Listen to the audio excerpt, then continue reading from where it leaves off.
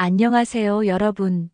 오늘은 우리가 반드시 알아야 할 중요한 주제, 2025년 은퇴 빈민자 기준과 현실에 대해 이야기해 보려고 합니다. 한국은 세계에서 가장 빠르게 고령화가 진행되는 나라 중 하나인데요.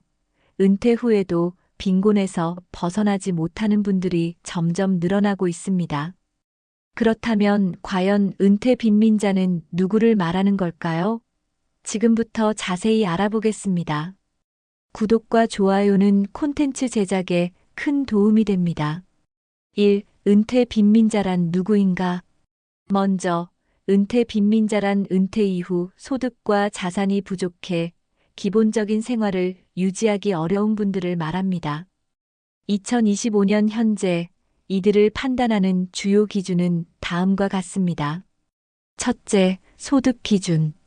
한국에서는 중위소득 50% 이하를 빈곤층으로 봅니다. 2025년 기준 1인 가구의 중위소득이 약 207만 원인데 이 중 50%인 약 103만 원 이하로 생활하는 분들이 해당됩니다. 실제로 한국 노인층의 약 40%가 이 기준에 해당하며 이는 OECD 평균인 13.5%의 3배에 달합니다. 둘째, 연금 수급 수준. 국민연금이 월 50만 원 미만으로 지급되거나 연금을 전혀 받지 못하는 경우도 은퇴 빈민으로 분류됩니다. 현재 국민연금 평균 수급액은 약 62만 원이며 수급자의 45%가 월 50만 원 이하를 받고 있는 것으로 조사되었습니다. 셋째, 주거 상태. 자가가 없거나 월세, 전세로 거주하면서 주거비 부담이 큰 경우도 포함됩니다. 예를 들어 소득의 30% 이상을 주거비로 사용하면 주거 불안정 상태로 간주됩니다. 2023년 기준 노인 가구의 약 20%가 임대주택에 거주하고 있습니다. 이 은퇴 빈민자의 현실. 그렇다면 은퇴 빈민자들이 처한 현실은 어떨까요? 몇 가지 사례를 통해 알아보겠습니다. 70대 김 씨는 과거 자영업을 했지만 국민연금을 제대로 납부하지 못해 현재 월 40만 원의 연금으로 생활하고 있습니다. 의료비와 관리비를 제외하면 식비를 줄일 수밖에 없어 하루 한 끼로 버티는 날도 많다고 합니다. 65세의 박 씨는 은퇴 후 자녀들과 연락이 끊겼습니다.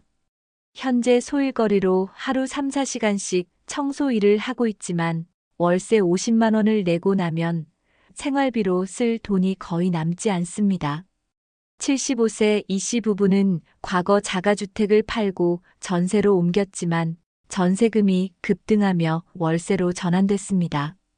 현재 연금과 기초연금을 합쳐도 월세를 감당하기 어려워 부부가 번갈아가며 단기 아르바이트를 하고 있습니다. 이처럼 많은 은퇴자들이 생계를 유지하기 위해 소일거리나 단순 노동을 하고 있지만 건강 문제로 인해 지속하기 어려운 경우가 많습니다. 실제로 노인층의 50% 이상이 만성질환을 가지고 있으며 이로 인한 의료비 부담이 월 평균 30만 원에 이른다고 합니다. 게다가 의료비와 주거비 부담까지 겹치면서 빈곤에서 벗어나기 힘든 상황이 이어지고 있죠. 3. 2025년의 주요 문제점. 2025년 현재 은퇴 빈민 문제를 더욱 심화시키는 요인은 무엇일까요? 세 가지로 정리해봤습니다. 첫째, 연금 부족. 국민연금의 소득 대체율이 약 32%로 OECD 평균인 63%에 비해 현저히 낮아 실질적인 생활비 충당이 어렵습니다. 둘째, 주거비 상승. 특히 월세와 전세 가격이 2020년 대비 약 20% 상승하면서 노년층의 부담이 커지고 있습니다. 셋째, 가족 부양 약화. 핵가족화와 개인주의 확산으로 가족이 노후를 책임지는 문화가 약화되었습니다. 2023년 기준 1인 노인 가구 비율은 20%를 넘었습니다. 4. 은퇴 빈민자들이 활용할 수 있는 방법. 그렇다면 은퇴 빈민자들이 당장 활용할 수 있는 방법은 무엇일까요? 첫째, 정부 지원 프로그램. 기초연금. 만 65세 이상 소득 하위 70% 노인에게 매달 최대 40만 원까지 지급됩니다. 이를 통해 기본 생활비를 충당할 수 있습니다. 신청은 주민센터에서 가능합니다. 긴급복지 지원. 갑작스러운 실직, 질병, 재해 등으로 위기에 처한 경우 생계비와 의료비를 지원받을 수 있습니다. 의료급여제도. 저소득층을 위한 의료비 지원 프로그램으로 병원비 부담을 크게 줄일 수 있습니다. 국민건강보험공단이나 주민센터를 통해 상세 정보를 확인하세요. 둘째, 노인 일자리 사업. 공공근로 프로그램. 지역사회에서 제공하는 단기 일자리로 월 평균 27만에서 40만 원의 소득을 얻을 수 있습니다. 시니어 클럽 및 복지관 프로그램.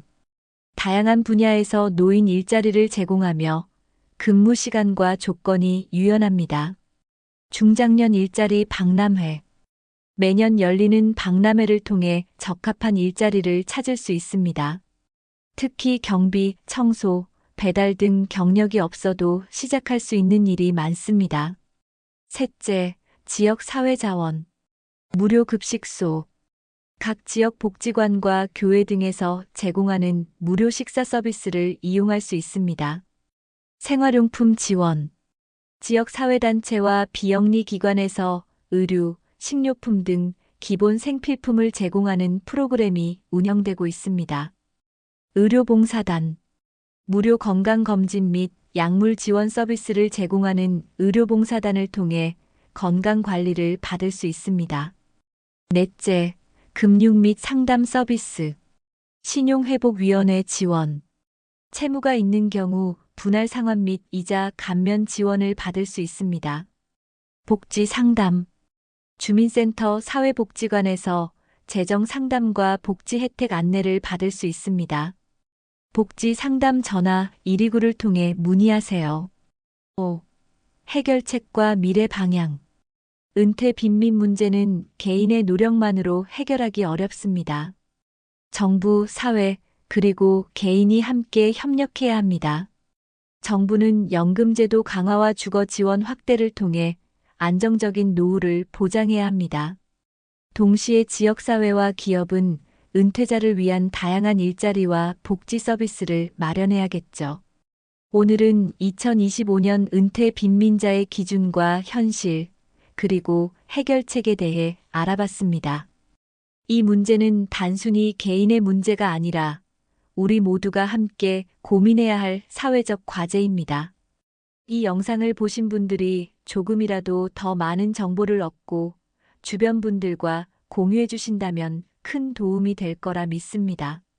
그럼 다음 영상에서 더 유익한 내용으로 찾아뵙겠습니다. 좋아요와 구독, 그리고 알림 설정 잊지 마세요. 감사합니다.